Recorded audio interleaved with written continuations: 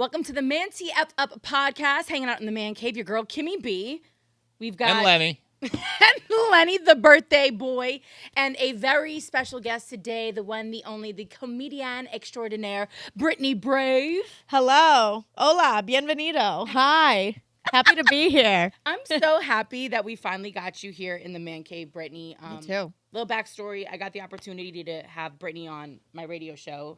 Like probably a year ago. Over a year ago now, yeah. Middle of the pandemic, it was like one of the first events that was actually going to be like live in Miami. And I absolutely fell in love with this girl. She's so real, super authentic, funny as Cute. And she's a cutie patootie. Yeah, she's Thank cute. you. What I think a lot of people would call fun size. She's Bites like it. tiny. Oh, what I get called spinner is You're what I spinner. get called. Yes, you are a spinner. Or fun size to keep Yes. it clean. Yeah. Yes. Yeah. So, but it's just good to have an actual funny person. Lenny and I think we're funny, but I'm glad that we actually have a funny person. Lenny, are you upset with me for saying that we think we're funny? Oh no, Lenny hates me. No, that's your opinion. Lenny, Lenny That has like, nothing I to know do I'm with me. funny. Yeah. keep telling yourself that, Len. Whatever. You keep telling yourself that. If I make myself laugh, I'm good. Right? That's You are it. all that matters. That's what I tell myself every night when I bomb. I'm like, well, I thought what I did was phenomenal. right. Pat myself. on the I back. love my jokes. Thank you. Yes. People don't know comedy. No, right? exactly. I'm a comedian. Yes.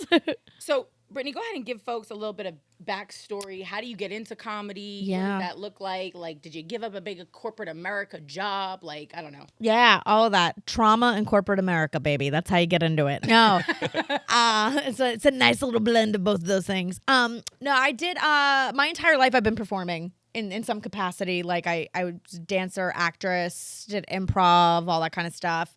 And then I was doing improv and sketch comedy. And the funny thing is, I had sworn off stand up. I was like, stand-up is not for me. I'm not doing it. And like friends, improvisers were like, you really should move over to the dark side. Like stand-up is the dark side where something went wrong and improv is the fun, yes and side or whatever.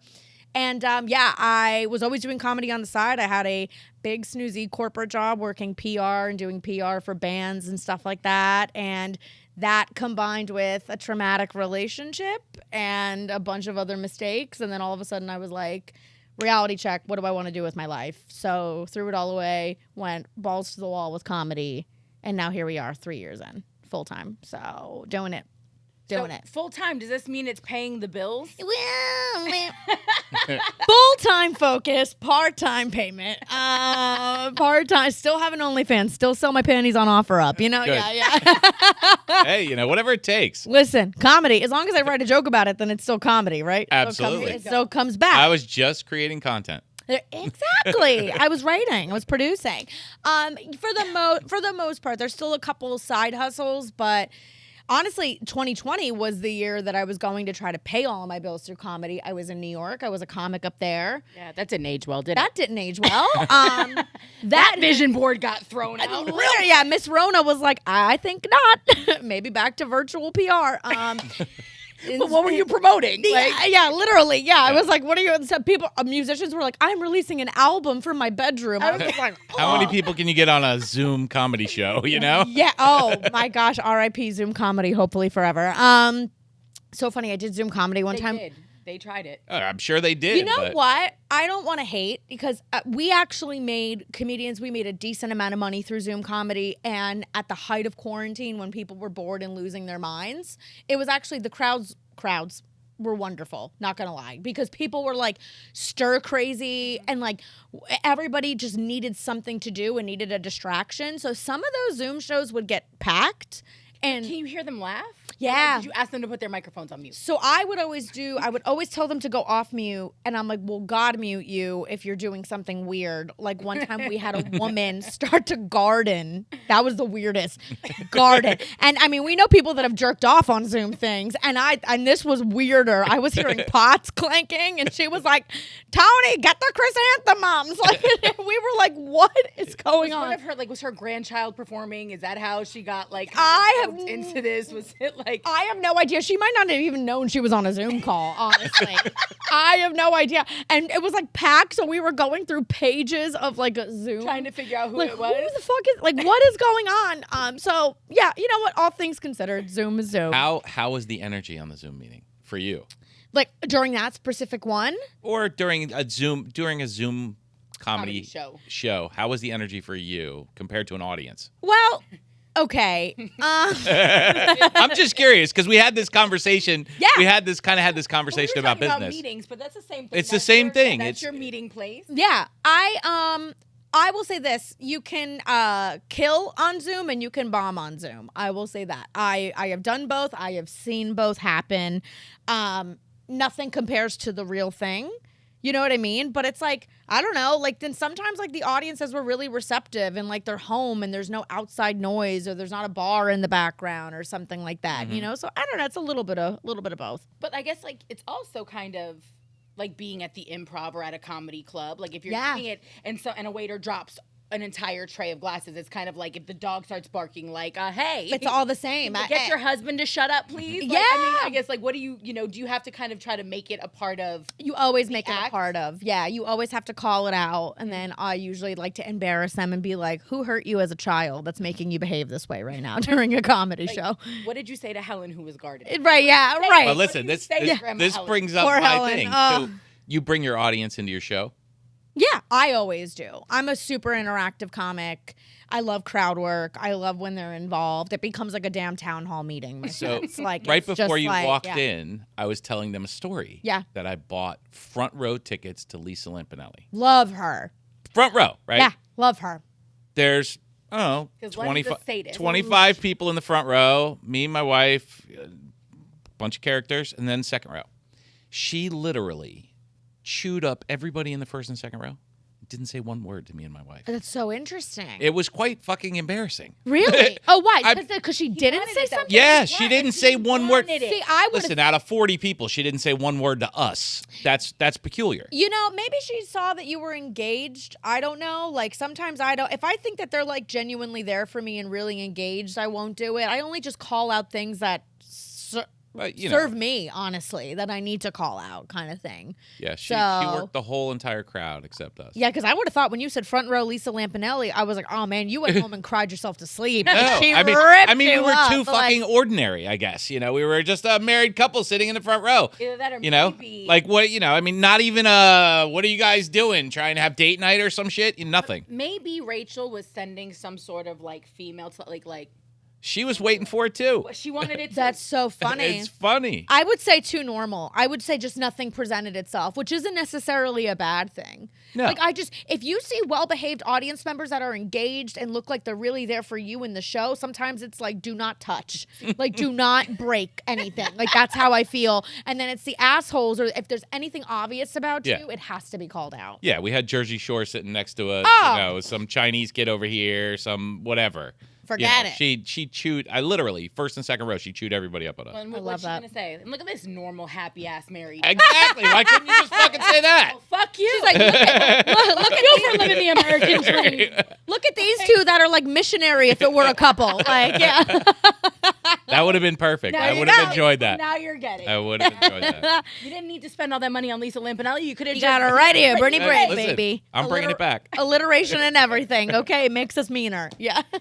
That's so funny. But no, as a comic, I guess that's a good question though. Then, like, what would make you obviously pick, like you said? So it's like either there's something super obvious, but I think even like the normal, like, Yeah, I was joking and saying I'm the person that probably gives off the "please don't come for me" vibes. Really? Like, please don't come for me, which means you're. But that's a automatic- fucking target. Yeah. You're immediately Yeah, gonna, I said, I'm yeah. that way, like I hate snakes, and you know how like there's always that idiot on like Ocean Drive, Yeah. or on a boardwalk with a big ass 9-foot boa constrictor. Yeah, and you're like, find a new And I'm- accessory. I'm Yeah, the yeah. person that's like running onto the beach, turning around, and so they automatically see that, and I'm Yeah. like, ha ha, Yeah. come here, pretty lady, let me show you my snake. And it's Yeah. like, I will kill you. Like, Yeah. your snake and anything else you. Come Yeah, like, don't know. I'm not inviting this. I Yeah. feel like I'm that, Yeah.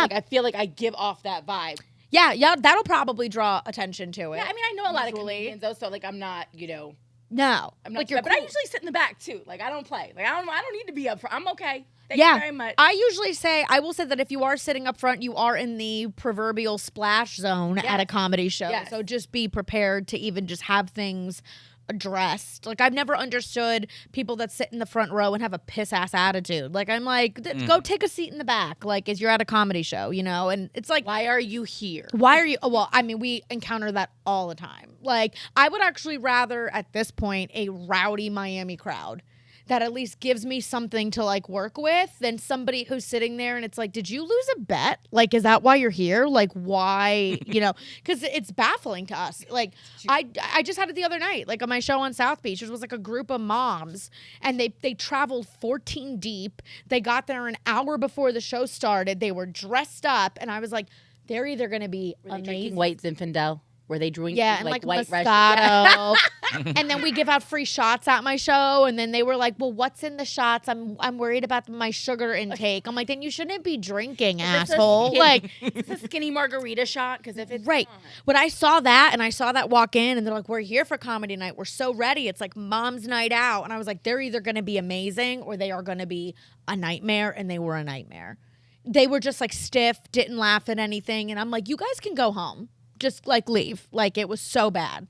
Yeah. Because it was like one side of the room was amazing and all the comedians were killing with that side of the crowd. And then they took up the other side and they were just like, like you know what the deal with those moms with are? Painting with a twist next time. Yeah, right? Yeah. The deal with those moms wait a is minute. their husbands are at the strip club. Oh. That's the deal with those moms. Yeah. And, they're not getting it. And having sex with everybody but them. But Yeah. Or they got a disturbing video on the ring cam. Do you know what's so funny? When you say painting and wine, there was a paint and wine class happening at the eatery that I do it at Lincoln Eatery on the beach. It's a monthly show.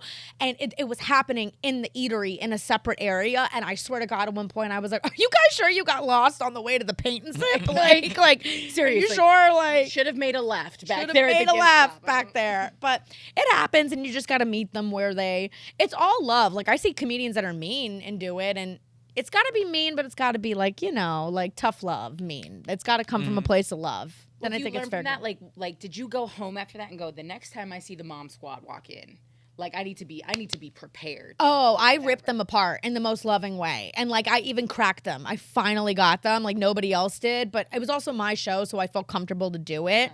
But I went in and I just like cracked them and then like two of them got up and left early and I was like I would rather you leave. I made some joke that I was like I would rather tell my mom I need to have an abortion again before trying to make either of you laugh. And then they were like and I was like hasta luego. Like, I was like bye.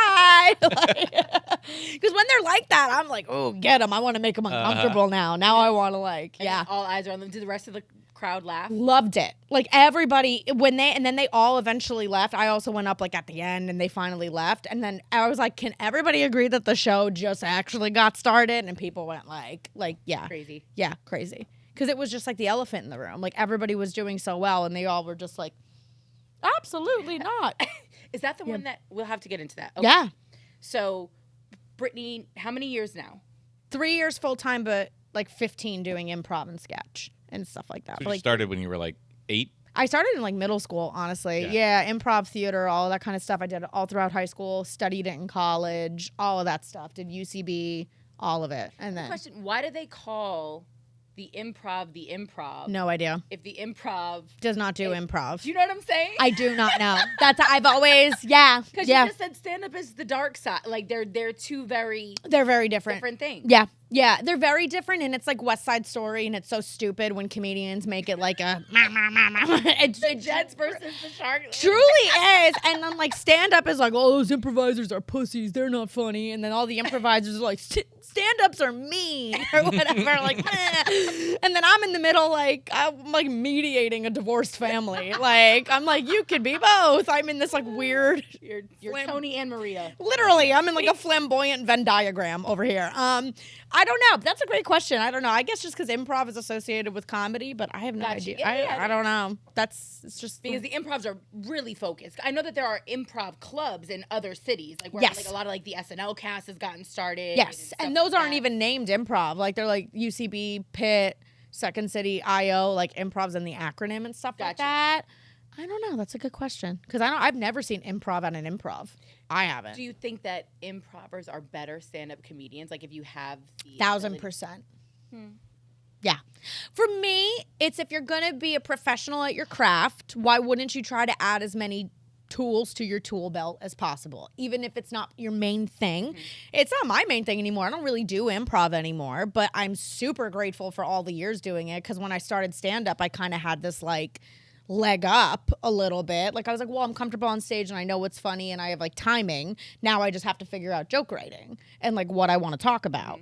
Yeah, so 1,000%. You can tell people who are improvisers because they're just natural on stage. They're quicker. They're like, yeah. Well, I was gonna say also when somebody heckles or when somebody participates in the you know, in what's happening, that's more of an improv skill. Being able to be quick and reply to it immediately. You need it. You need some of that. You have to have that background if you're going to be on stage. We call it an improv. It would be called a gift and stuff like that, or how like there's no such thing as a mistake, and you just get really like you get trained in improv to take everything as a gift and figure out a way to work it in. So then when you start stand up, like getting heckled now is like people are like, "Don't you hate it?" And you're like, "Yeah, obviously." Like if it's persistent or it's taking away from the show, but if you're a good comic, you're like, "I'm gonna now make you a part. You're going to now work for me and set me up for success," kind of thing. You know, you don't look at it as setting you back. You're like, okay, this is now a part of the show. And Have you ever seen a comedian get really taken aback by the heckling? Like just lose it, like lose the audience, lose their set? Yeah, I've looked in the mirror. I've done it. Yeah.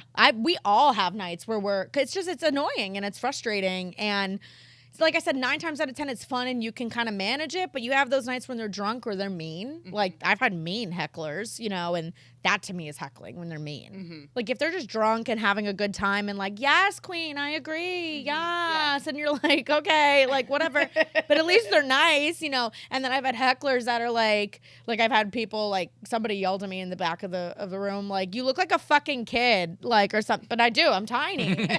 But I was like, do you have Tourette's? Like, what's going on? Like, I was like, what's wrong? Like, I had to like go back. Like, it's mean, but we lose it every now and again. We do.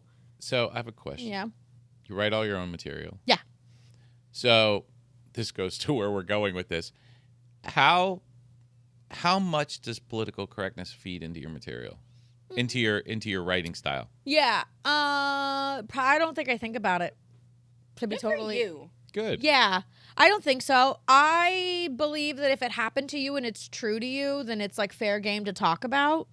And I mean, okay, I'm going to take a step back from political correctness for a second and think like, I definitely don't want my material to ever hurt somebody. You know what I mean? I'm not out here to hurt anybody, or we call it punching up in comedy, which is when like you take a tough topic and it's okay to talk about it. You just punch up. You never punch down, you know, like even me saying to that heckler, do you have Tourette's, is punching down. Like it is. But I don't think I think of political correctness. I just think more so of like, am I saying this in the right way? That's true to me. I don't care if it offends people. I just want to make sure it's not mean-spirited. You know what I mean? If you get uncomfortable and you're offended by it and you don't like it, that's your problem and you have to go home and like sit with that. I don't care about that. So I guess if that makes any sense. I don't it think, absolutely does. Am I going to get canceled? I'm like, no, I just think this is funny and it's real to me. And yeah. Well, like I said, when I met Brittany, I think her team or somebody that knew you had reached out and like, hey, do you want to have this comic on the show? And we had her on through literally like a Zoom, like Facebook, through our Facebook Live, because at the time it was just really difficult to connect people other ways. So she was incredible. But then when I was watching like her Instagram, I started realizing that some of her material, not even some, I mean a lot of her material is extremely personal. Like she talks about her, you know, experience with domestic violence, and you know that's one of those things that you and I discuss all the time. Whether it's our friend Julia, who's this incredibly, you know, gifted kind of, you know, car girl. She also teaches flying. Yeah. Like she's a certified flight instructor, but people come for her in the comments on her Instagram all the time talking about, you know, it'd be so cool, you know, that you're a flight instructor, but, you know, you had to dress half naked and now you've completely minimized, you know, the importance of what you're talking about. You're setting us all back. And it's so ridiculous, but I couldn't help but think I can only imagine what Brittany goes through, you know, because a lot of people are just not comfortable with the subject of domestic violence. I mean, eventually somebody's going to watch our podcast and they're going to come after us. Of course they are. Yeah, I'm waiting. I can't wait. No, somebody actually, we're gonna get into your thing. Somebody tried to the other day in one of the pieces that we posted on TikTok. I was talking about how clothing companies keep changing the sizes. They keep making their clothes bigger instead of increasing the amount of sizes. So one day you order a medium, now it's a large. Next time you order a medium, it's massive. Yeah. And you're like, like I didn't lose any weight. She's going from 6 to 8 to 10 to 12. Yeah, me. Hopefully, I'm at a cool 10.5 right now. Yeah. You understand what but it's literally to make their customer feel smaller, right? Like it's because instead of acknowledging the fact that maybe you should be wearing a XXX, you're only it's an like XL placating. Yes, it's marketing. Yeah. It's marketing 101 But because it's frustrating. Yeah. if you go to Lululemon and you fit in a large, but everything else you go to athletics is a medium. extra large, I'm gonna say something that's gonna get. you're gonna pick Lululemon so because you you're know- only a large in Lululemon. So it makes you feel good. Yeah. Hello? Fuck yeah. You know what I mean? And I joked on our podcast. I was like these are a medium and they should probably be a large. So Right. but That would maybe be like me fans buying a get- 32B and they just keep making it smaller, and I'm like, oh my god, I'm busting out of it. Yes, exactly. Oh God, my boobs where did this come from? Thank God. Oh. Finally, I have tits. Yeah. That is exactly what That's what I said when I was pregnant. Okay, no, I'm kidding. I'm sorry. Hashtag canceled. No, okay, So we posted one of these clips on TikTok, and it was just me saying, like, basically pleading with American, apparel makers. Oh, God. Stop, Yeah. adjusting your sizes Yeah. to make your clients, there's accountability that has to happen here. Yeah. And on top of that, like, I want to know when I order something that it's always, that's the convenience factor to me. It's just got to be the same size. Like, Right, of course. and if I have to go up, then that's a different situation. Like, I have to own that. Yeah. But don't just make the medium bigger. just to make them make feel better. It's not. Yeah. Well, I got tagged, and I didn't know why the girl had done it. She tagged this other girl on TikTok. Who I'm and- sure was like fat and body No. positive. Yes. Yeah. And is known for dragging misogynistic, like, buffoon men, right? Like, this is what she does. So this Thank little God. girl. Which is exactly your what you number. are, by the way. I mean, I look at you, Kimmy, and I'm like misogynistic I am man. a misogynistic man. I mean, hello. in an Yeah. ambitious, Yeah. in an ambitious body. Yeah. Right. But my point is, I was like, I wondered who it was, me, because I'm one of those people on social media. I like to click. If you tag somebody, I want to know why you're tagging that person. Like, oh, like, do you think they're going to like the content or whatever? I do too. I do that on my stand-up She clips. wanted me to get dragged. Yeah. This little girl wanted this chick who has millions of followers to see this clip and basically either stitch it or duet it, Yeah. And just like rip you apart. Good. And I was That's what like- we need. But it didn't happen. And I was like, I don't think the girl is going to do it to a girl. And on top of that, I wasn't saying it to come after women or men. I No. was saying it as a whole. And if you look at me, it's not like I'm some, Yeah. mean girl model. Like I'm not a tiny person. Like I was, Yeah, I'm like fine with consider the that. source. Consider the source and know the what I'm saying? context of it too. But I yeah. was like, oh, she wanted me to get dragged. Listen, if you She gotta turn sideways to walk through a doorway, you probably are not a large. You might have to I size have up. to size up. Yeah, that's also true. Yeah. I mean, I got like canceled IRL with a group of girls one time when I was just talking out loud about Lizzo. And I think Lizzo's great and stuff like that. But like, and I think what she has done for body positivity and Yes, self-love love and yourself. confidence, Yeah. beautiful. I'm very about that, right? Because yeah, like the female figure has been like ripped apart and judged by society for years and years and years. That's not news. Yep. And I do think we finally live in a time where there's a type for everybody, there's a body for everybody. I think that's awesome now, right? But I also think I'm not a doctor, but I don't know if that body type is healthy. That's all I'm saying. And I had said out loud, like, I don't know if we should really celebrate that. Like, I celebrate the ethos of what she's saying, but like, is she healthy? Like, I don't think we should encourage people to like, that's also not, it's objectively not a healthy body. It's not like, I don't know her especially not with history. heart disease and high blood pressure and diabetes. Right, and body positivity things that isn't are like let yourself go, eat whatever the fuck you want, don't Yeah. exercise. It's like, hey, like nobody is going to be quote unquote perfect or is, and there's going to be things about your body that you like more than others, and that's okay. That's what the ethos is, and oh my God, like girls came for me. Oh, yeah.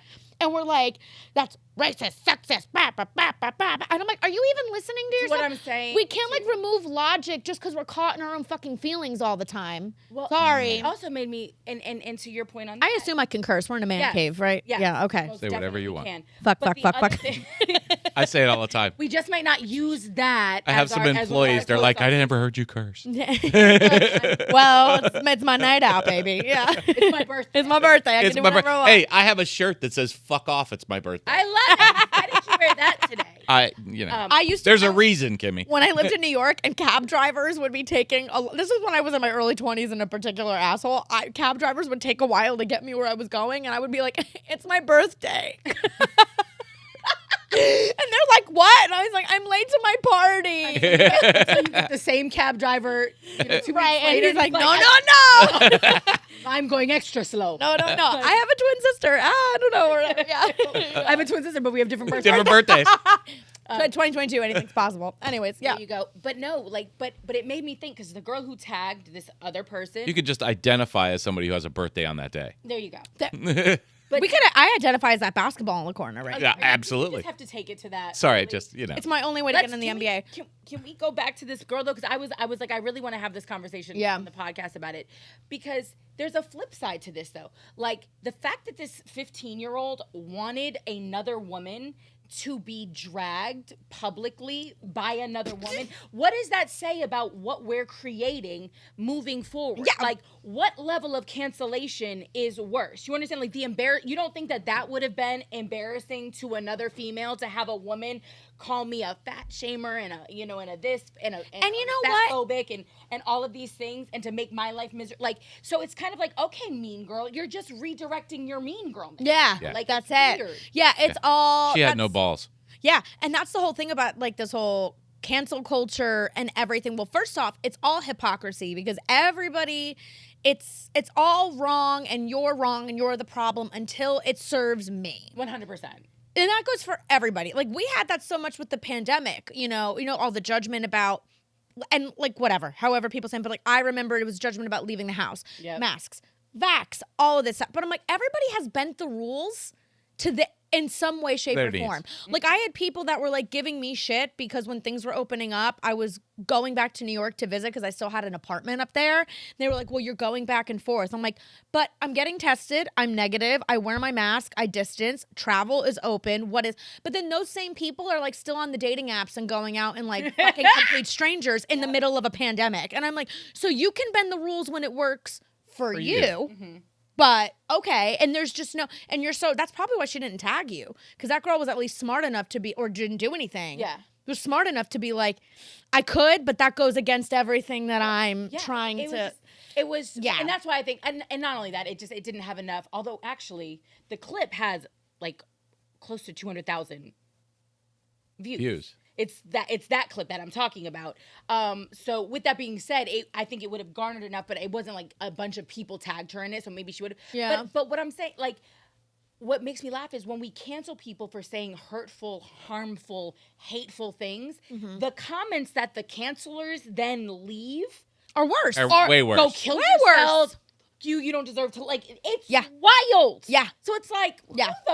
That's why I don't pay any attention to any of that shit. but again, it's crazy to think, because for younger kids that are growing up in this, like, because this same young girl was on there talking about somebody, like she was saying, the kind of person you are if you wear certain things, right? Now, again, very 15-year-old, very 16-year-old. Yeah.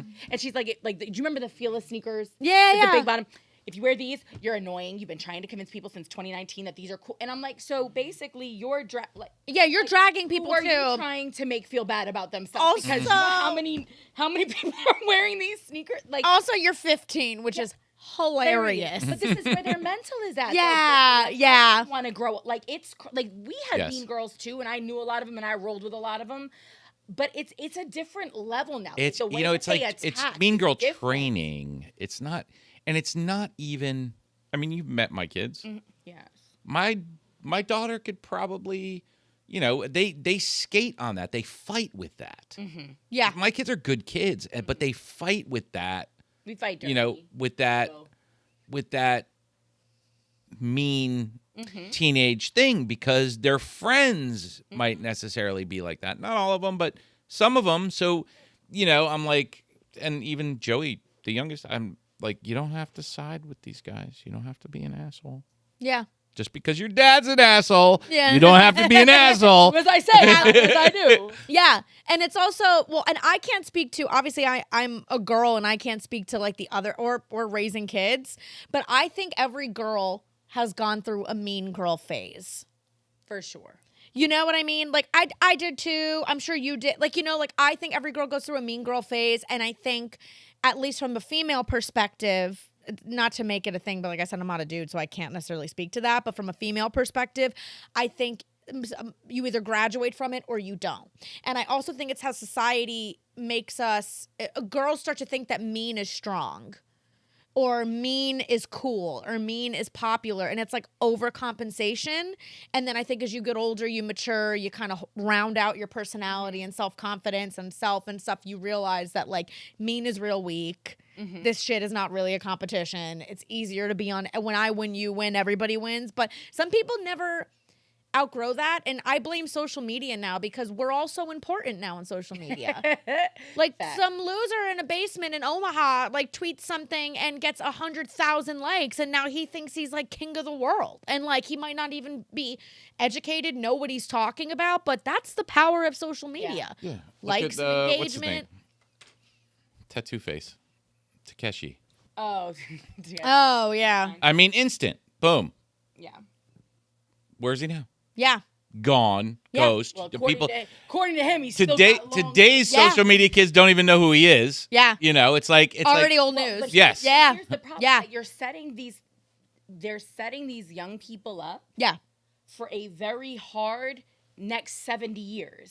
Yeah, I agree. Peak at 18. I make this joke all the time. I'm like, I'm so glad I didn't peak in high school. Me too. I say So that all the glad time. I wasn't, the prettiest in high school. I'm so glad I wasn't the most Nope. popular in high school. I'm so glad about those things because I was friends with all of those people. Yeah. Sorry if you're watching this. But that was the best time of their life. Yes. Like when I yeah, well, you look at prom queen and prom king now, bald, fat, that's what it is. Yeah. That's what it is. Yeah. And that's where they go. I was like you too. Like I say that all the time. Like, and I really do think like it's talked about, but it's so true. That's where you have to foster like integrity and character and personality, because I wasn't hot. I wasn't cool. I wasn't any of those things. And I was just in the corner like, but I think I'm funny. Like, like, and I'm smart. I get good grades. And then my mom's like, that's what's going to matter. Like, that's what's going to matter. And now at 31, I'm like, that's what mattered. Like, that's why I am where I am. And like, I joke about it in my act. Like I have a long story about going through puberty and something funny that happened when I first went to the gynecologist. And I kind of open it with like all the girls that had huge boobs immediately in middle school and high school are like on an episode of Cops now. Like getting arrested. Like, and I'm here telling dick jokes for no money. So who's really winning? Like, like it's called a glow up, honey, but yeah, you're right. all Like, about perspective. yeah, I agree. I also read an article that those TikTok stars or Gen Z is like not having as much sex or is not developing sexually and stuff, and whatever is after Gen Z, I don't even know. Just fetus. They don't fucking talk to fetus. people in They're person. zygotes. Yeah, zygote. They don't talk to people in person. They're They more don't. concerned with doing. Yep. Although, I can't give a big That upstairs. their social skills are suffering. After Their- the episode, I'll tell you. I can't wait to hear it. Their social skills are suffering. They're not sexually active in the way that teenagers normally are. They're not dating. They're not like all of these things. And I'm like, yes, because they're living on a phone and they're getting this fake validation. Like, what the hell? They're Like, also. My grandkids are gonna go to the mall virtually. No, that's scary. You're talking Yeah, about. I know. They're gonna live on their couch. Just make sure that they can come by the ManTFUp man cave. They are. They're gonna live on their couch. Can you just Listen, it's gonna buy be that? so it's gonna be interactive. this couch. And so it's gonna be so interactive that they're gonna be able to walk into the store just like they're at the mall. Are you ready? I didn't realize this. Nike, all of these people have already set up Oh yeah. their stores. So basically, instead of buying your real Nikes that you can put on your foot and walk out of your house in, you're going to be dropping the money on the digital avatar version of the new Jordans. And I was like, somebody was talking to me about it yesterday. And I was like, what? Yeah. I was like, no, I want to be able to touch and feel my investment. Yeah, Like, yeah. What do you mean? You mean you're not a big NFT person? NFT, UTI. Yeah. I have What are both. the other Yeah. letters? All Yeah, of it. yeah. Can I get an NFT of a UTI? Yeah. Can we put If I could get an NFT of every time I've had a UTI, I'd like Elon Musk move the hell over. Okay, or whoever. Yeah. be selling those in the metaverse? How many different shades have you had? Because you know Too many. why? Because people are not going to be sexually active Yeah. in the metaverse, so they're never going to get to experience things like that. So somebody will find a way to sell you those things. Oh, what? You never got chlamydia?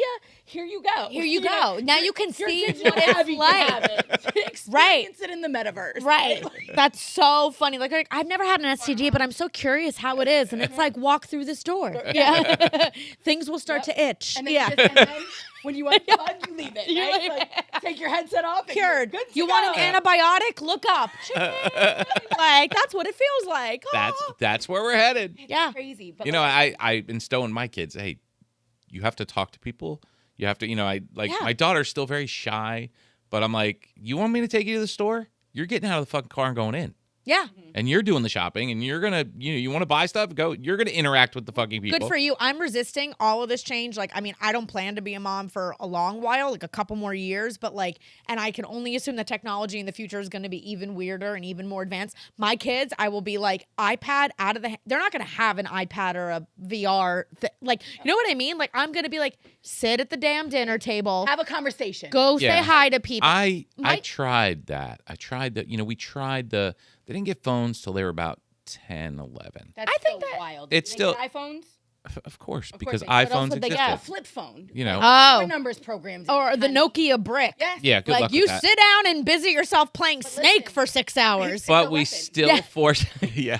When the stranger I danger played comes, Pong. Okay. Yeah. Ting. Me outside of Dolphin Ting. Mall. My mom's like, what if you get in trouble? I'm like, Mom, I have a literal weapon on my hands. Yeah, like, My boink. phone weighs 10 pounds. I'm good. Yeah, then run over, grab the phone, call Mom. I need a ride. Yeah.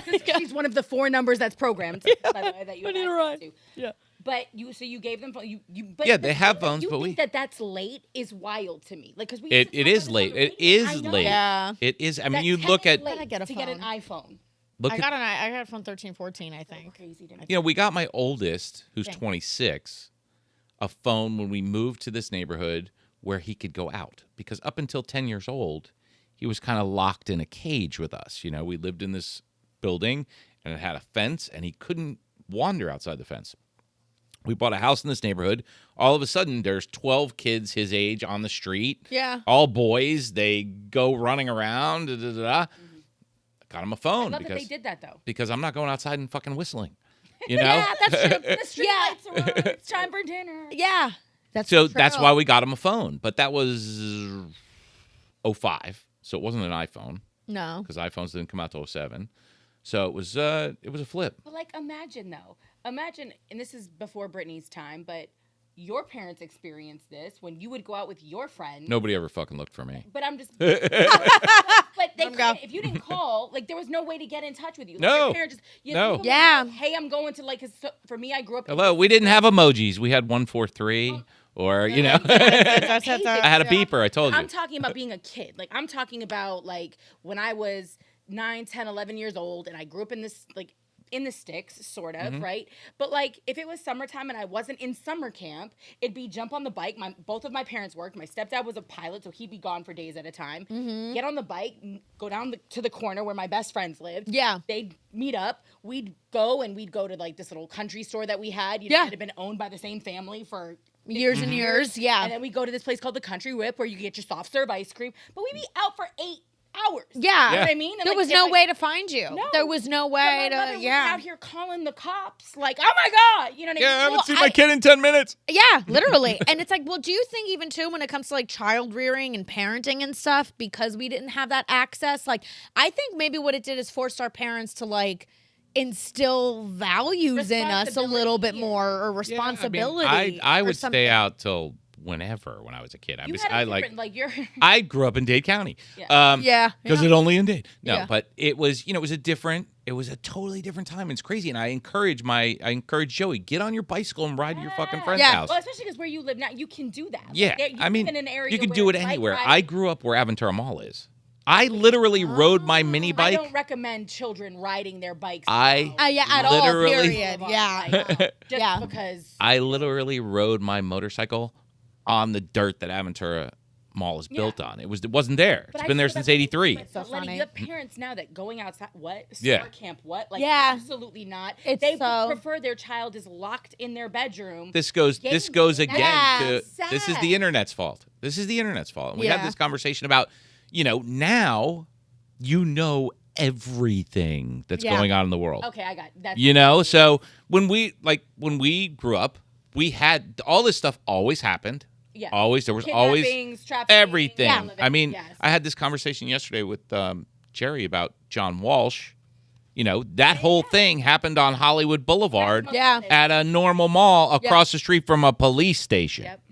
Yeah. So that, it's always happened. Yeah. But you know what? When that happened, only Broward County knew about it. Mm-hmm. Maybe Dade. Yeah. It didn't go anywhere else. You only knew what was relevant to you. What you Yes. needed to know what was around you. That's so true that we know everything. Yeah. And obviously, when you know everything, you're gonna know. You're paranoid. You're gonna be paranoid. People aren't reporting on like, man does nice random act of kindness for a woman today in a coffee Florida shop. man The slapped- neighbor shoveled your snow. Yeah. No. Guy running around with a machete. Yeah, just killing people. Yeah, that's so true. And it's like, yeah, that fosters paranoia. Well, and also the internet is a perfect example of like, my mom has always said, and it's one of my favorite sayings, like she's like, everything in moderation, including moderation. And I think that goes for like, for my personal beliefs, like alcohol, like fun, work, everything. And like, I think the internet, like people are like, social media is evil, internet's evil, all this. I'm like, well, it wasn't intended to be used the way we're using it, right? Like, like we're abusing the shit out of it. It was a tool that was created to bring people together. And even with social media and all of that, that wasn't really. They thought the light I thing don't was going think- to help spread love. And Yeah, I don't think Zuckerberg's idea of social media, Facebook, when it first came out, was not as brutal as it is But today. you know what? Though? No. It goes back to accountability, right? And we Oh, cannot absolutely. blame Yeah. the internet for what has always intrinsically been in human beings. Yeah. Kids have always been evil little pieces of shit. They've always Yeah. always had bullies. Yeah. Yeah. Always gone for the freaking guts. You know what I mean? They've always gone for the jugular. Like, Yeah. as a kid, you know exactly what to say. but if to you your don't get your 9-year-old fucking friend, ass they beat- can cry. Yeah. If you know. don't get your ass beat, Yeah. you don't know about the fucking world. Yeah. It's that Yeah, fucking it's just simple. true. Yeah. Or The if there's- pussification of But America. there's We've no talked repercussions about that. to your- It's but again, we're always looking for a scapegoat. We're always looking for something else to blame for our own personal bad behavior. Right? Well, yeah, So that's- when we talk about Facebook and the wanting to spread positivity, Mm-hmm. but we're judgmental people. So we see these photos popping up, and now we're either jealous, so we have to say something Dragging, negative, yeah. or Listen, now, Yeah. I've always lived my life by, I don't regret anything that happened to me or that I did in my life because it brought me to where I'm sitting right fucking now. Yeah. And, with my kids, it's difficult because they do have this outside influence that's pounding on them daily. But, like I said, I make my kids shake people's hands. I make them look them in the eye. I have no filter in my house. I have no filter, period, around my kid. You didn't even see my truck.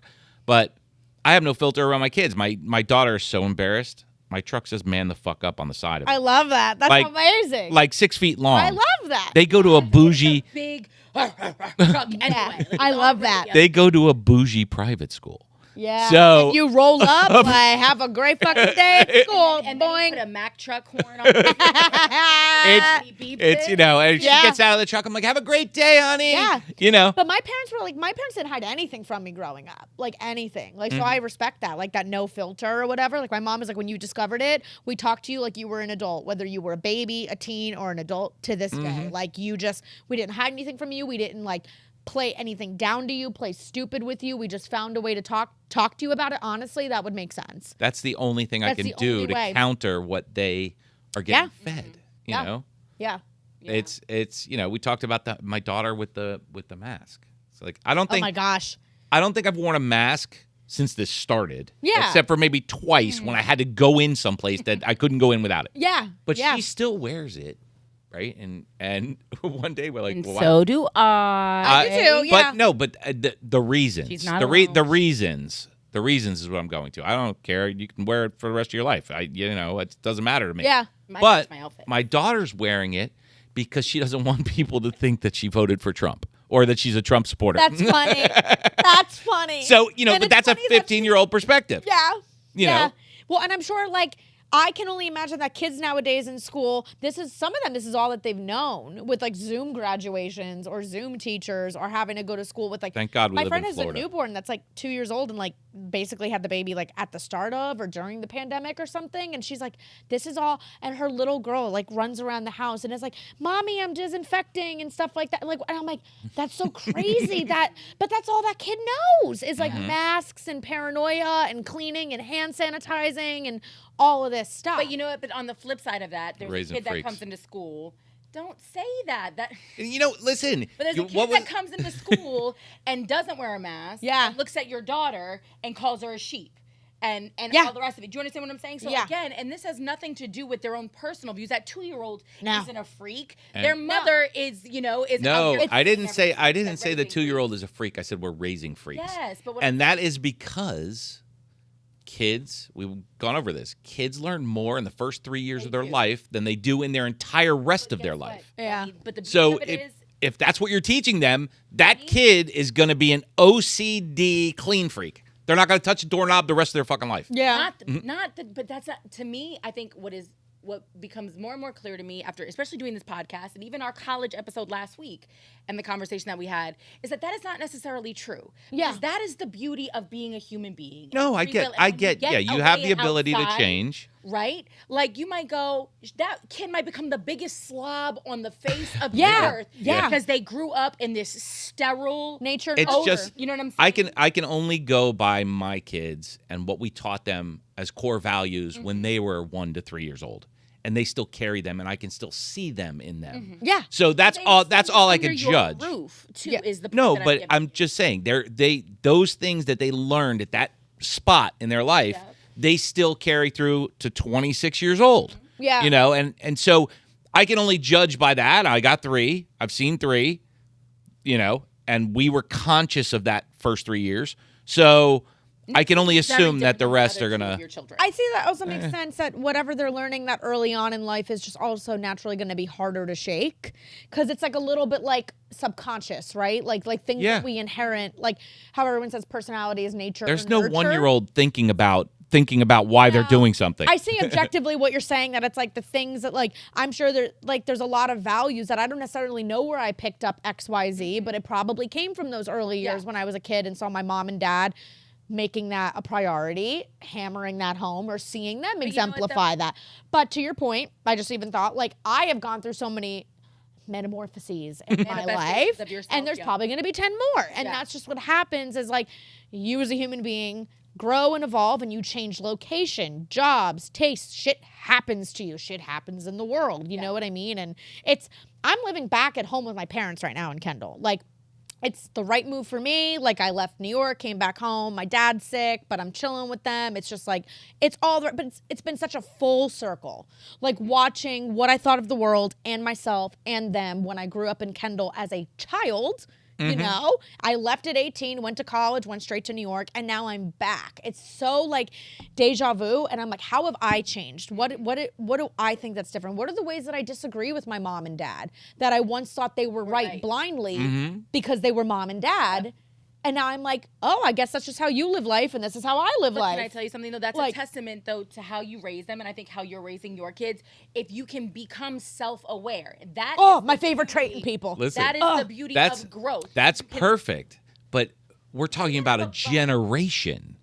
Every But again, kid that was is born. on parents. That is on y'all. Like, you don't get to blame it on everything else. No, Grab the I'm bull just by saying. the fucking horns and take responsibility for Absolutely. your kids and stop pawning it off on what is happening to them on the internet and everything else, because you can't have it both ways. No. Like, you Yeah. can't Kimmy, talk that's about what not- you're taught by your parents and then blame stuff. I'm not blaming anybody. I'm saying talking about a generation of You have parents. Yeah. you have every 1 and 2-year-old that was born in the last 2 years is Not if they were so born 1, in your 2, house. 1, 2, 3 is. But listen, a lot of the people, let's say every person who's wearing a mask in this country that had a baby in the last 3 years has this whole routine. So you're going to have a whole. You're going to have. Big generalization.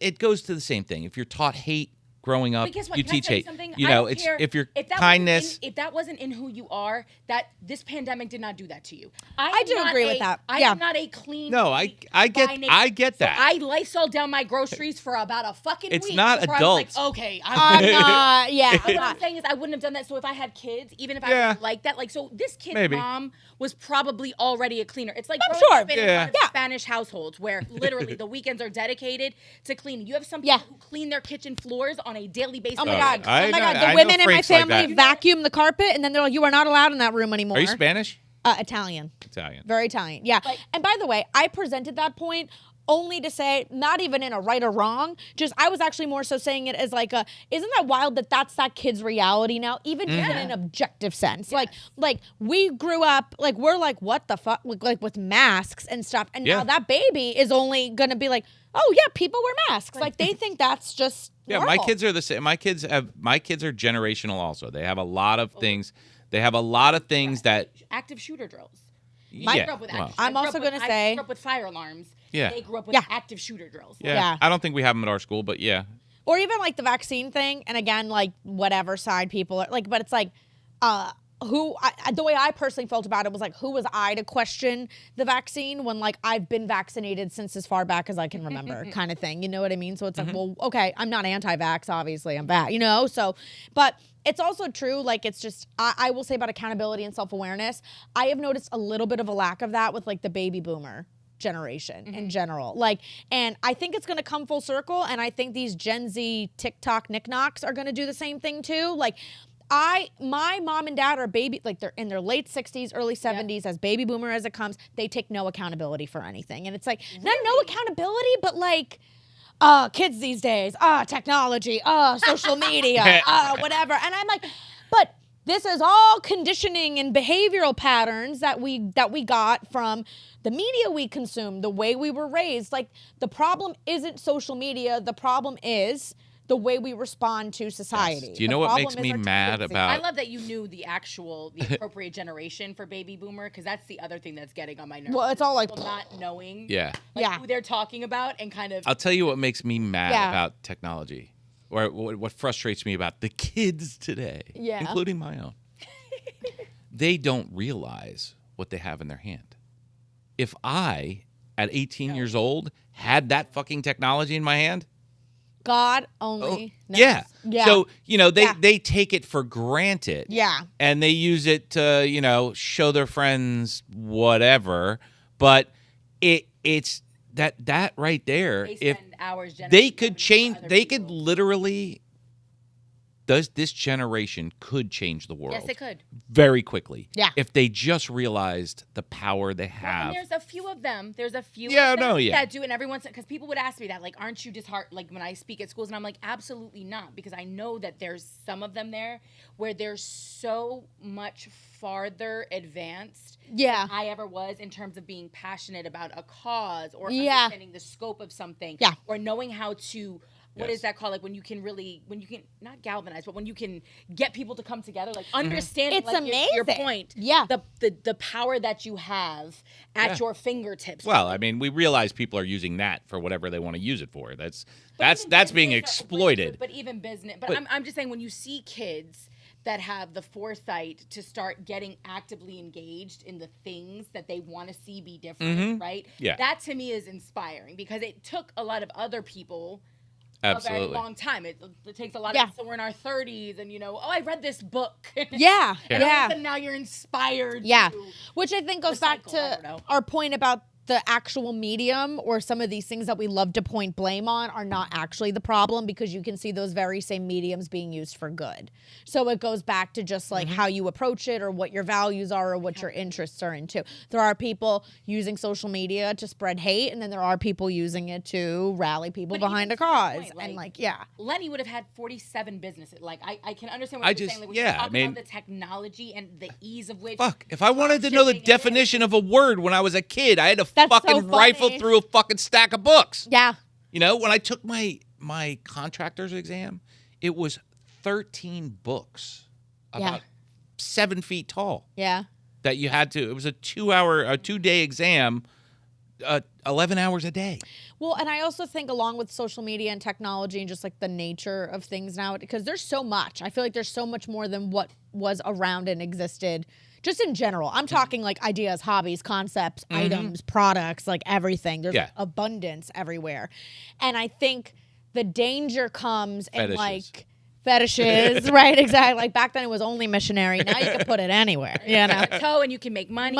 You can hang from the ceiling. Ding dong. Fans page. You can orgasm in a virtual reality. It's crazy. Anyways, I think that there's things grow and blow up quicker. There's an immediacy now as well too. Yes. Because of social media and also just not. Like we just have more resources available to us, more education, more knowledge available to us. People want it now. And I think that's like, I also want to like pat our world and society on the back a little bit and give all of us a like slack. Like because of the internet, because of so many things, we've grown so much and so exponentially, things are going to be sloppy. Like, that's why I don't understand, to take it back to cancel culture, like when people are like, well, you misgendered me, you didn't use my pronouns correct, or can you believe this, or this is wrong, or that. And I'm like, how about give people a minute. Like there's a lot happening at a quicker rate than it ever was. You know what? Like, to your point, people are trying to grow as fast as the technology is growing. And there is no possible way. No. You can't. I mean, iPhone 1 was 2007. We're on 13. You know, it's like you can't grow that fast. Well, even when you talk about, even to talk about, like, to make a sports reference, when you talk about athletes, the human body hasn't evolved. The way our muscles are able, you know, with different supplements and things like that. Our bone structure hasn't, though, which is why when you now have these 290-pound, 6% body fat beasts, you know, that are defensive ends, they're snapping bones, you know what I mean? And knees are exploding and femurs are snapping, and it takes time. Evolution is exactly that. It's a process. Yeah. It takes, and you're it's very also right. not linear at all. It's not this like static linear thing. There's a lot of backpedaling, forward motion backpedaling. There's a lot of like, also, and as part of evolution too, in any process, is like sometimes you need to take a second and take a beat. That's part of evolution. That's part of growth. That's part of building something, is like also knowing like, okay, I can also take a pause and like reevaluate before I make a decision of what direction to go in as a person, business, or anything. That's probably I mean, if you look at generationally, you know, my grandparents came here from Italy. Mine too. Yeah. So, you know, that was 1907 they came here. Mm-hmm. So you look at that first generation, then you go to the second generation with Sinatra and this and that in my family, you know, to me, to my kids. Yeah. That is a normal progression. Growth. Yeah, progression. Yeah. Now my kids are going from 0 to 100 overnight. Mm-hmm. And it's like, it's my biggest problem with everything that's going on, and I've discussed this with Kimmy, is if you give someone an inch, they will take a mile. Oh, yeah. So do I believe that, you know, okay, if the little homosexual kid's going to get upset because you call him a fag, you know, I get that. That's changing something. But when you empower that for every possible thing, people will take advantage and it will get out of hand. And we've seen it a couple times. We've had a couple examples on the show of it. But, you know, the identifying as a cat kid, you know, the identifying as, you know, so listen, I get it. If you're confused sexually, or you're born different, that's great. Yeah, there's something for that. But to have the ability to say, hey, you know, I identify as a basketball, or I identify as a, you know, I identify as a dick. I don't even think because I'm a dick. we are just now making strides in terms of like trans rights and all of this kind of transitioning. I get that. And stuff. Like, they're about to roll back LGBTQ rights in the state of Florida if they pass the Don't Say Gay bill. Like, let's be clear, we still have a long way to go with the basic things. Yes. Like, I agree. And I agree about it being a little bit too fast. And just, I'm like, we haven't even like fully given. That's the stumbling block. Until my parents and my generation is dead, it's going to be difficult. Yeah. Well, and you have to be patient. You have Yeah, to be that's willing the to key. explain it Yeah. without getting angry and trying to cancel somebody. Yeah, and also you don't need to adopt these changes too, at least socially as well. Like, you know, like it's not, you're not getting left behind. Like my parents are like not the opposite of homophobic. Like they have gay friends. Like they grew up in the 60s and shit like that. Like they're very. I went to interior design school. Yeah. So, you know. My mom went to cosmetology school. Like she had a whole gay man army behind her. Like, are you kidding? Like they like christened me. Yeah. Like, yeah, basically. So but at that same time, it's like, I also don't think that my mom and my dad are going to adopt like they, them pronouns in their everyday. And I also think it's their choice not to. It's still a relatively new thing. Maybe they don't feel the need to adopt it. It's not that they're trying to purposely misgender or disrespect you, but like these things are new and novel and happening. Also, how do we live in a country where we're pushing that shit, but like Roe versus Wade is still getting like overturned? So we're pushing trans rights, we're removing women's rights to make choices with their body. I'd like to remind you, we had to fight for Ms. Like, you know what I'm saying? Like MS, period. Like, let's be clear. Like that was a whole thing. Oh my God. Yeah. So, yeah. So to both of your points, the fights that are being picked by so many different people with so many different voices are setting back everything. Because people take it personally too.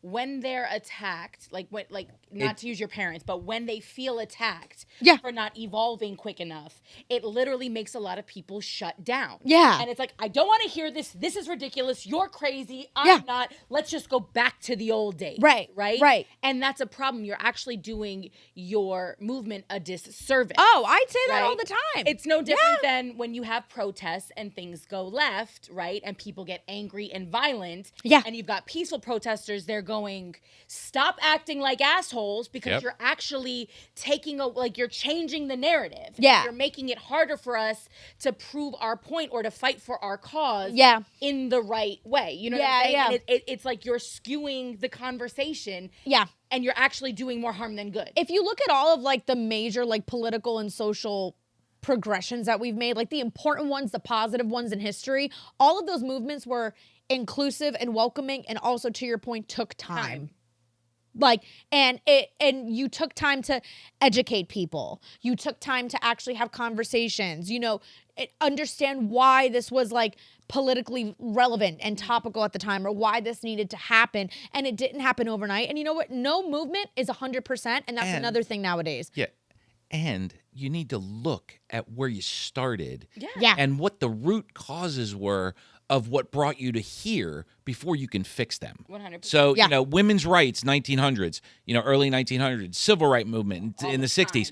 All of that between the 60s and today, no one is looking at what caused this riff. And we start talking about it too. That's the other problem. Like, if you get your way tomorrow and everybody has to use pronouns, but we don't discuss it, we don't talk about it. Or why they're important, why? or what they mean. Then you have the angry people that are still behind closed doors, angry and bitter and them, and I'm not doing it. Yep. And then you end up in another 50 years right back here with somebody trying to undo all of it because they never got it in the first place. Roe versus Wade. Yes. Yeah. There you go. It's exactly the thing. 1974 or something? Yeah, and if you make things like hard for people to obtain and like hard for them to understand, it's exactly what you said. You're just giving them an out to just shut down and ignore it. And I also think that like this concept of grace is missing from our society. Like, we just don't give anybody room to mess up. I think of that as a comedian. Like, I had seen when like, I think it was Shane Gillis was getting canceled because of something he said on a podcast like years earlier.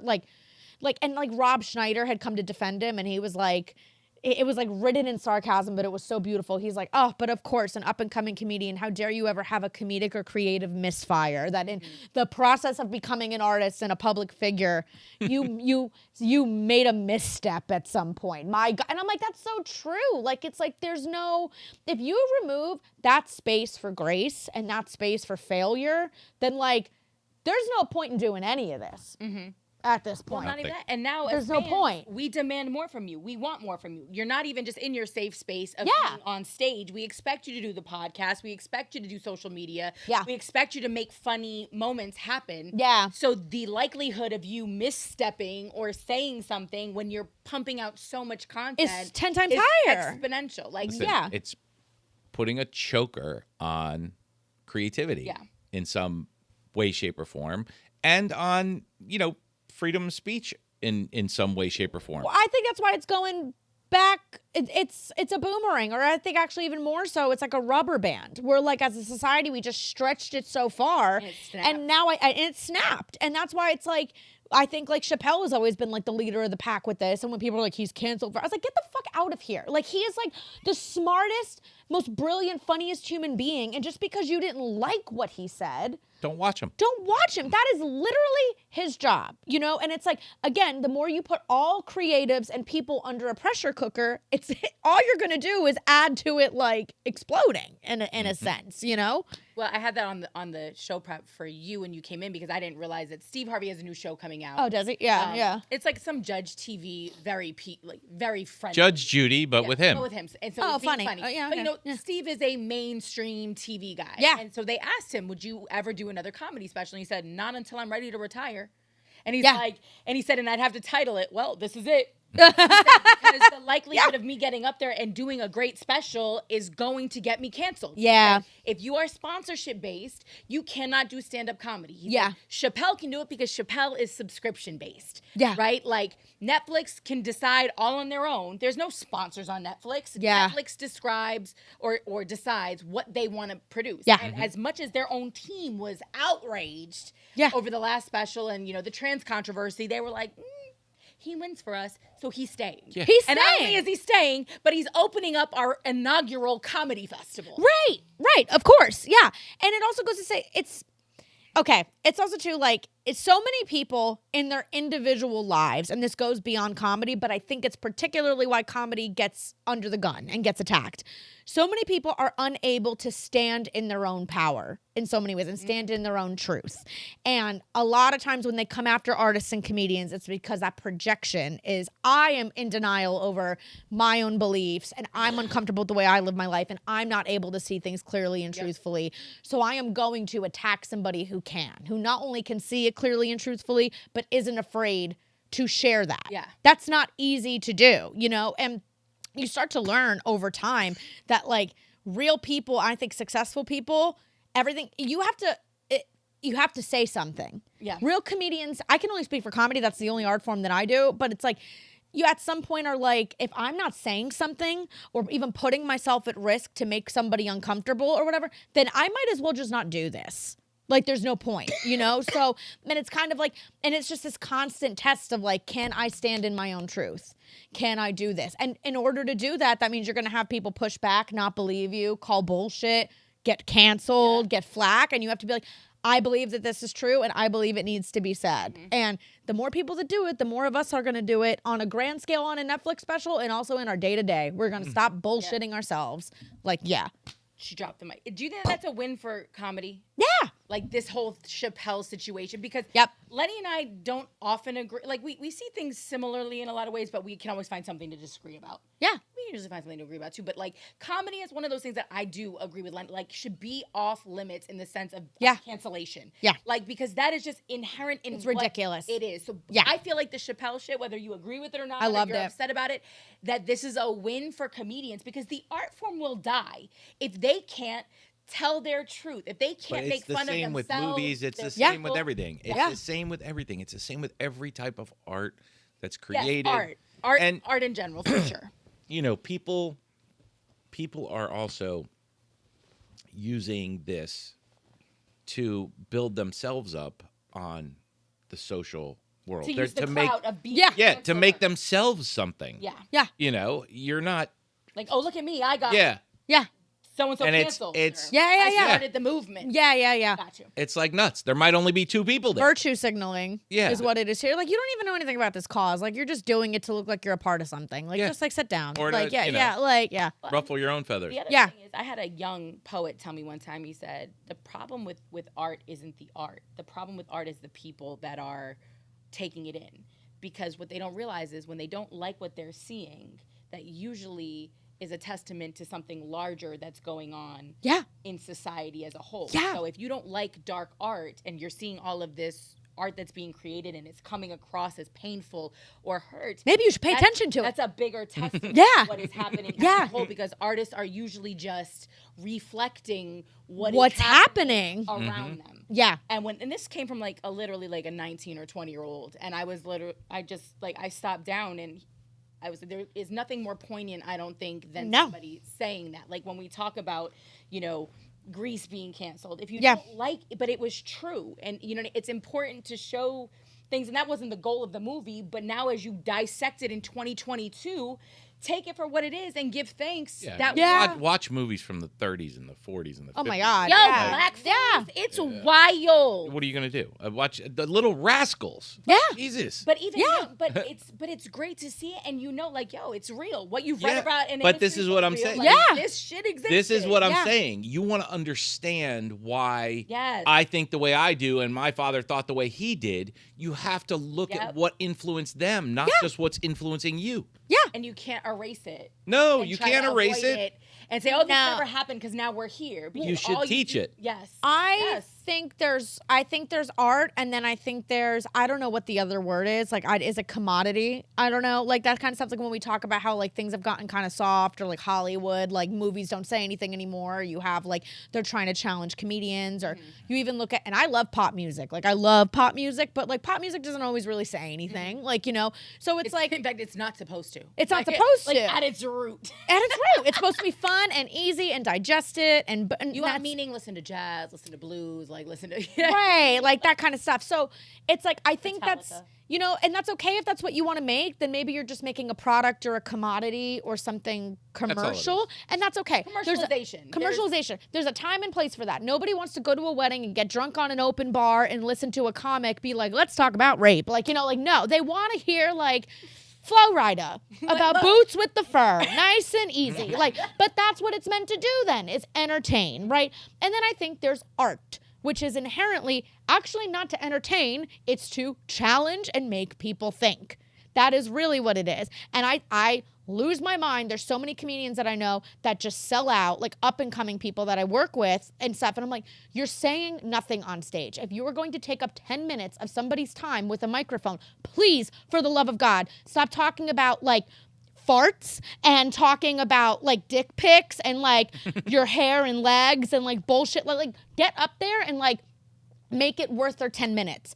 Give them something to think about, So it's like, it's just that's the difference between art and not art, and that's, I think, the reason. Substance. Comedy comes under attack because it's just what you said. Like, it's like if it makes people uncomfortable or if it's not what they actually believe, they just don't even want to hear it. And I'm like, you could walk out and heckle me and turn a blind eye. It's not going to change the fact that, like, most men in this room hit their wives. It's not going to change the fact that most women in this room have had an abortion. Or it's not going to change the fact that, like, this is the truth about what happened in the pandemic and why things are the way they are. So you either, I don't know, people and artists either, like, you can't change the truth. So what are you going to do? Are you going to ignore Jerry it? Seinfeld. Yeah. Just go with Seinfeld. Go with right. Yeah, like, right. It's if like, that's the kind of comedy that you want, like, great. Everyday, mundane shit. I think there's a reason Larry why David. A lot of like people, and like not to call out middle America, but like middle America or whatever, that are usually like, I don't know if women should have rights and gay people should definitely be called faggot. And I don't know, like, and like black people, ooh, scary. Like all those people too. Also aren't the first people to, I don't know, buy tickets to the opera or a comedy show. What do they do for fun? Bingo and pop music. Like, but that's because it's safe. That's their culture. That's their culture. Like, they don't want anything that's not relevant or uncomfortable. But, and that's, But to us bougie city folk, which is true. Lenny loves to point this out. Yeah. It's important to acknowledge that. It's important to understand not shun them. In the larger, if you really want to understand what makes America tick, it ain't Miami. You've got to understand all the moving pieces. No, you do. Miami is a part of that. You know what I mean? But so is Kenosha, Wisconsin. And so is Wichita, Kansas. Hoosier, Indiana, whatever. Yeah. You know what I mean? So are all those West Virginia, the mountains of West Virginia. Well, I mean, do you have different material for different places? Yeah, you do. I mean, I think there's a little aspect. I also think about comedy as a product and a service, and then the product is what I pride myself on, and the service is just the ability. So it's like, for instance, if I get hired for like a corporate gig, I don't necessarily know if I'm going to come out swinging with the domestic violence jokes. I think I'm there to provide a service, right? Like I got hired to entertain people at their company holiday party. So let me make them. Let me talk about Zoom meetings. Let me talk about Zoom meetings. Awkward moments and Right. Maybe I'll squeak in a little something or other that's me. I would never say anything on stage that's really not fully me. Dick copies on the machine. Right. All of that stuff. All of that stuff. Getting fingered by the water cooler. Fun stuff like that. Yeah. You know, getting dating in the office. Yeah. Dating the CEO. Fun stuff like that. No. But it's like that to me is the service, and then the product is what I attach my name to and like pride myself on. So to your point about other cities, yeah, you have to like adjust, you know, relate to them to some point. But once I get them on my side and I'm like, bye, I'm saying whatever the hell I want, you know, I don't, domestic violence exists in Wichita, Kansas, and Miami, Florida. No, so, absolutely. you know. Yeah. Well, I haven't seen your show yet, so. Yeah. So Until I see your show, I can't.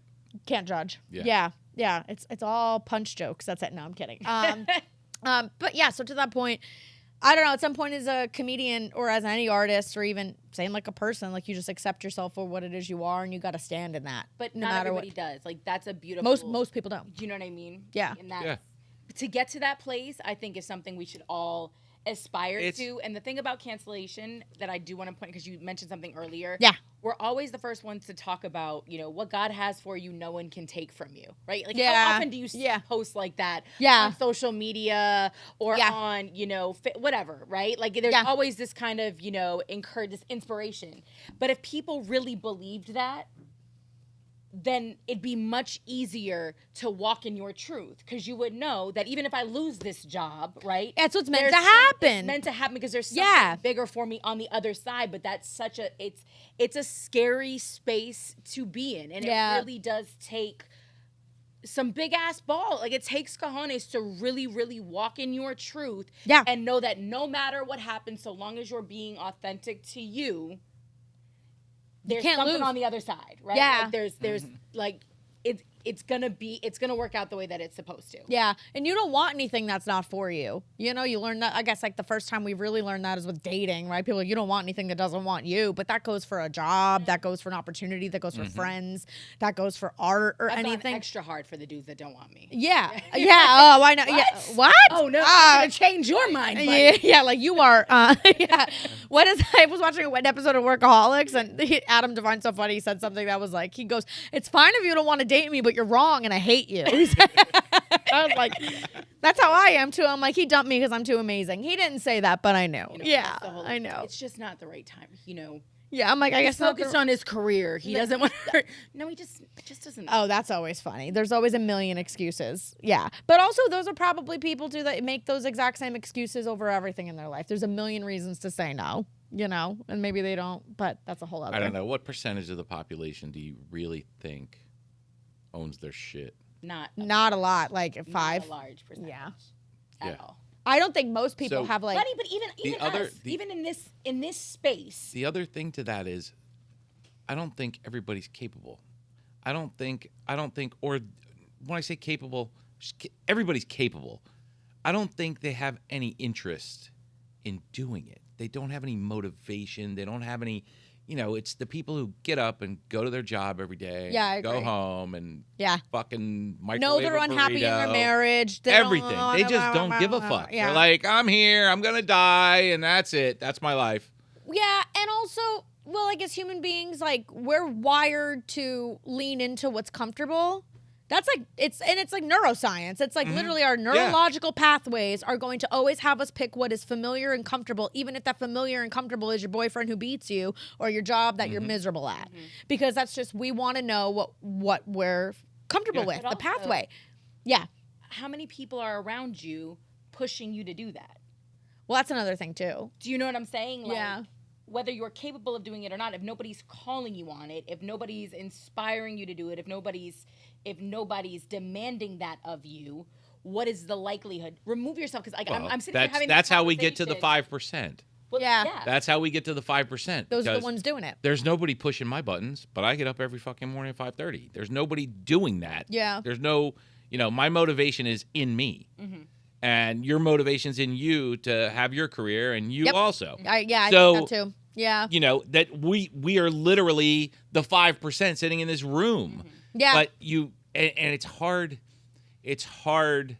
Well, there's two things. When we write our copy for our stuff, we write it at a 6th grade education. That's how we have to write copy for our advertising, because that's what the country is. So when you think about that, and you think about, we're in an area of self-motivated people and self-starters, the rest of the country just doesn't.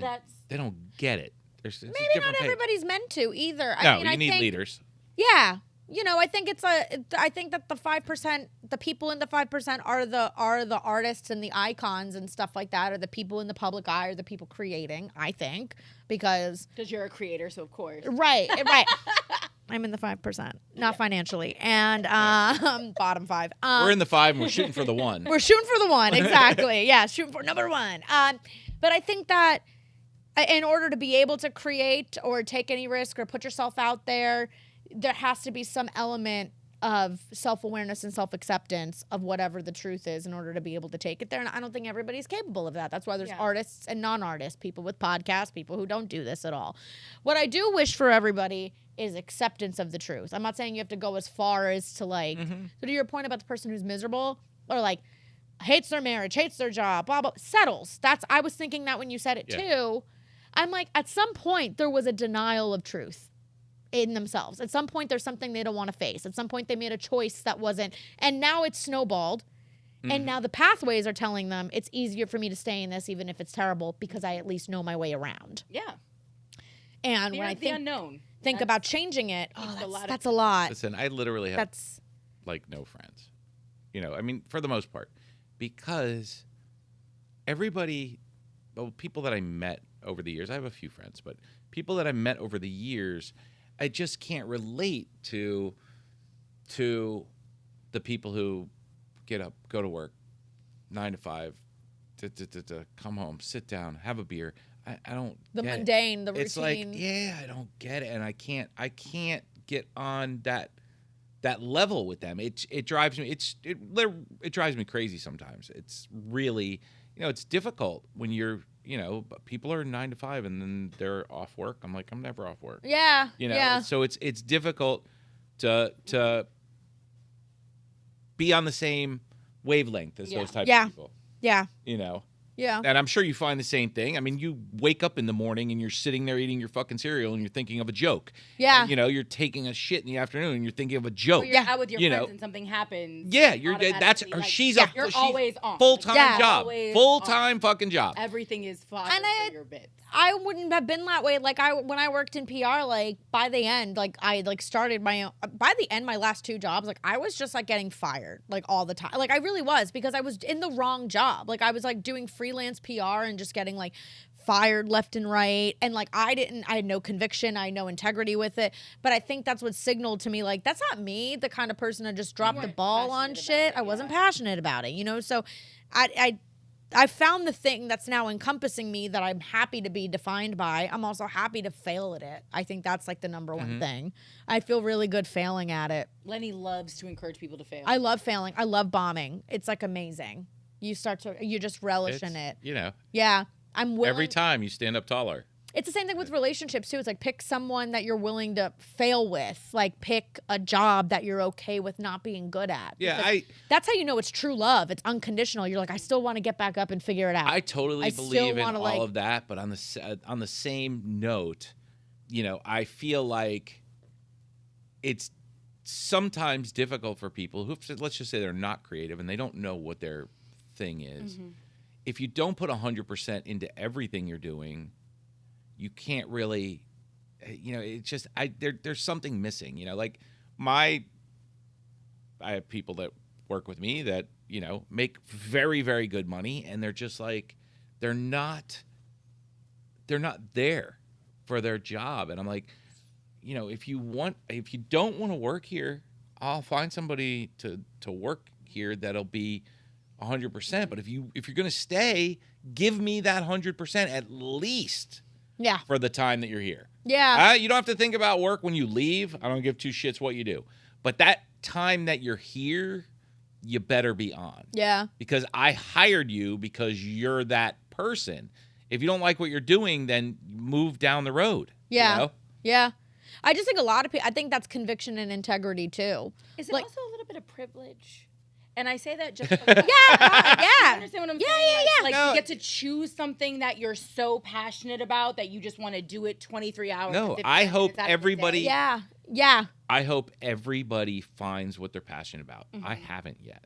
Okay. I've done a lot of shit, Kimmy. I've had several companies. I actually do know what my passion is. I like to build shit. I don't care what it is.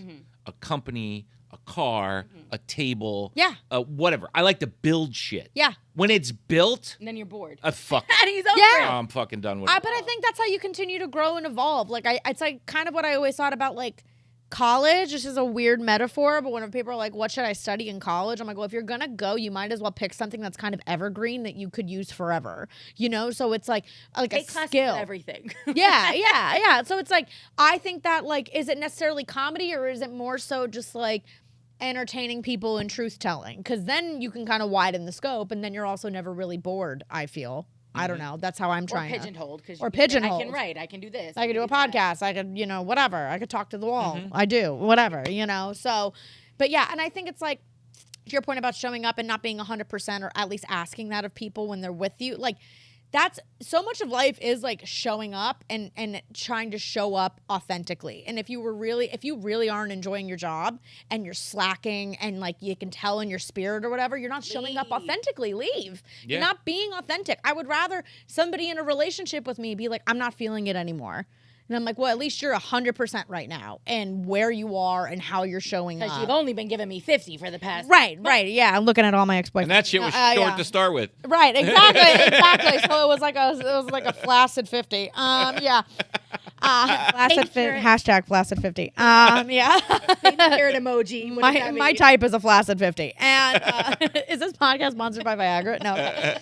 No, by ManTFUp. Pretty much. ManTFUp. Hey, there you go. I snort it. No, I'm kidding. Some nights, no. I don't know. It's just showing. It's so many people make so many choices, and I think sometimes I've learned to give grace with people that I feel like have either not like screwed me over, but like been dishonest in some way, two-faced, throw me under the bus, or something was like a miss. I'm like, yeah. The only grace I'll give people is like, they're probably not showing up authentically for themselves. So it's hard. It's going to be even harder for them to show up authentically for me. So maybe like they think they are, but they're not. I think people that treat people like that are probably lying to themselves day to day and probably unhappy with their job or not showing up fully in other areas as well too. And that's a wholly a them problem. So and it that's sounds like Absolutely. another chronic disease we can add to the long list of things we suffer from yes. Did you do an intro for this episode? in this country. Oh, what? Like, follow, subscribe, all Yeah, of that. I you did did not. not. I'll do it at the end. Wow. I'm not showing up on Wow. All right, so we've had Where's you your here for head a while. It's my birthday too. I'm just Mine saying, too. it's my We got 3 Aquarians Yes, we here, do. so we unpacked everything from like cancel culture, technology. We did it all. The only thing we have left is your definition of ManTFUp. What does it mean to you to man the fuck up? I think it means to show up when you don't want to show up, is what I think it is. And I also think it means strengthen the face of adversity. No, you know what I think it means? Show up when you don't want to show up. And also getting real and seeing things for what they are is what I think ManTFUp is. I do. If we make it a gender that manning up, I think that men have a strength in removing emotion from things and seeing things logically and addressing things in a very matter-of-fact way, taking them for what they are and handling it Face value. face value. So I think showing up, taking things at face value, taking things for what they are, removing your emotion from it. And I just think manning up is showing up when you're expected to show up, showing up when you don't want to show up and stuff like get that. it done. Get it done. I don't care if you're afraid or you don't want to or you're not in the mood or it's whatever. There's something, and there's strength in doing that. There's power in doing that. So that's really... And actually, those are sometimes the most accomplished moments. Like when you, Yeah. you know what I'm saying? Like When you you doubted thought, it when and you doubted then- or you Yeah. thought you were gonna Yeah. fall on your face and then you get through Yeah, it. you don't Yeah. feel like going, but you got to. Yeah. Or sometimes so many things like there's so many tangential, like physical, tangible things that we could be doing and creating that we all need to do. And we let things like procrastination, emotion, self-doubt, bullshit, other people's opinions, all this stuff. We all do. We all do it. I do it every single day. Everybody does it every single day. So I think manning up is kind of like washing the bullshit away and being like, bottom line, what needs to get done today? I got to go to work. Work is stand up. I don't care if I have my period. I'm depressed. Someone just dumped me. I'm worried about what someone's going to think of me. Something, whatever. Bottom line Material. is I showed, right, material, right. Hey, I'll just take all of that and talk about it on stage. But also I'm expected somewhere. I showed up. Matter of fact, bottom line, that's what I was needed somewhere. I did my job. I showed up, took it for what it is. I think Very cool. that's what I define it as. I like it. Yeah, we had a couple women in here on the podcast, and they defined it as mankind, like ManTF instead of just man. Okay, well they're like wrong. men. No, okay. Like, No, okay, no, got they it. said we're all part of mankind, Yeah. so man the fuck up. Like I said, that goes. I think it goes back to the not the cancel culture thing, but I asked Yeah. this I asked this on Los Olas Boulevard to a young, I don't know, maybe she was 22, and she was like, "Well, you could take that as like you're calling women weak," and I was like, "Okay, yes, you could." I said, but when I look at ManTFUp, it's a statement that could offend lots of people, but shouldn't offend anyone. No, it's not attacking it's anyone. It's a way of, it's a way of, it's a way of living. It's a type, it's a thought, it's a state of mind. It's, Yeah. Like you said, it's showing up when you need to show up. It's being accountable. It's getting it done. It's putting on your big boy or your big girl. Yeah, and if I were to remove gender from it for a second, like mankind, sure. Like that's what we all should hold each other accountable for. We're humans. Yeah, own my favorite thing to do is like own thy shit. Like you said it earlier. Accountability and self-awareness are my two favorite traits. And like I'm a piece of shit in a lot of ways, but one thing I'll never take from myself is I'm self-aware. And if I'm wrong, Yeah. I have no problem putting my tail between my legs and being like, I fucked up. I'm really sorry. I thought about it. This is what I did wrong. I will course correct. It won't, so yeah, if I want to take gender away from it, sure. Human, mankind. That goes for everybody, no matter how you identify. Start showing up for your shit and taking yourself and things Even at to face your value. point, like, and I think I appreciate this about Lenny. I appreciate it about a Joe Rogan. I appreciate it about a Dave Chappelle. Like, if somebody doesn't like who you are, self-awareness and accountability are also saying, I can appreciate that you don't like it, but I'm not fucking changing. Yeah, I'm accountable. And for I'm myself. saying that. Like, I can be a bit of a big, I'm not calling you this, but I'm saying, like, if you have Yes, you are. shortmans, no, I'm not. And that's lie. why I'm clarifying. Don't lie. No, She like, knows. Look. He's Lenny catching the hates vibe. change. Lenny, and it's not that he can't understand it. He just is like, for what? Why? Yes, Yeah, why? Why? He wants to, like, there's, like, But want to know why? Okay, yeah. You But give for me a me, good it's why and a good reason, and it's not that it's not change necessarily that I hate. It's the way it's being done and the way it's being crammed, and it's the evolution of people is not going to keep up with the technology that's feeding them. That's the Yes, that's the no, I change. think we had an so incredible change conversation is good. Change is necessary. I believe in it, but but everything all at once. yeah, you're trying to change everything and nothing is getting changed because there's no focus. Yeah, well, that could be another hour that we talk Yeah. about that. that- I no, think no. that Gotta go. change can be like restless and chaotic sometimes, like when people change for no reason. And I'm like, you have to also address why we're changing and does the change make sense for me and how do I make it work for me as well too. Yeah. And if you don't Self-awareness. like it, but if you On the don't like it, personal but level, just I'm all own for it. I'm Yeah. not changing. I'm not doing it. Like, if you own, like, to me, I have to respect that. Oh yeah. If you will just stand in your own shit and stand in your truth, I don't have to agree with Own it. thy I shit. don't have to like it. And that goes back to that to me is at that point, what do I have to argue with you? I Right? can't What level. is left? I can't level with those people. I am not friends with those people. Everybody in my life, I'm so proud of because all of my best friends are so real with me and real with themselves about like the ugly parts of themselves, the good parts of themselves. Show like how you said, if they don't like change, like I don't fucking like change. I hate it. I resist it. I'm like, well, at least you know that and you're now able to work on it, kind of thing. And I, especially in the last like year or so, I've even stopped booking comedians that I think that I'm like, you're just like in denial. Like you can't even own anything. But it's the same thing like friends. I've just kind of like even peacefully just let fall to the wayside when I'm like, they're just not, because I don't know. If they can't keep it real with themselves, they can't keep it real with you. Hence, I got 24 years on you and I have no friends. Yeah. Well, it's so true. As you get older, the circle just And it should. If narrows. the same size at 40 as it was at 15, you probably are holding on to some dead weight. You're holding on to the dead weight, or you have not found yourself. Yes, you haven't grown. You haven't evolved. grown, and you're not in these unions for a genuine reason. You're in it to be accepted and feel validated about yourself. Because if you truly are in a deep, genuine relationship with people, shit's gonna get messy. And people are going to fall to the wayside because it's the same thing like comedy. If everybody likes your comedy and it's safe, you're probably not saying anything. Like, I just said this the other day to somebody. I was like, I was talking with a close friend about somebody else. And I was like, don't you think it's like a weird red flag about her that she wants to be friends with everybody? She's so cool with everybody. Like, nobody knows who her people are. Everyone's her she's bestie. hanging out, her best. I'm like, that's fake as fuck. That's so fake. It's so fake. She's bullshitting herself and everybody. Cause yeah, you could be cool with people. You could be popular and social to some extent. But at the end of the day, I have my people. Yeah. And a lot of them have been in my life for years and years and years. And it's very tight-knit, the amount of people that know about my personal life, that I invest in, that I've fought with, that I've had falling outs with, that I've whatever. But I'm at some point when it's too many people, I'm oh, you're fake. Something here is Yeah, you can have acquaintances, but when you're trying to claim everybody, Yeah. it's grotesque Lenny, to you me. know a shit ton of people. Oh, yeah. Yeah. But like he says, I have no friends. And there's a difference. Yeah, It's not that he's rude to these people. It's not that No, that I mean, they don't have listen, Yeah. they're acquaintances, and I'm friendly with thousands of people. Yeah. But would I Friend. call them my friend? Is there anybody I'm going to call and go, hey man, you want to go get fucking dinner? You want to go hang out?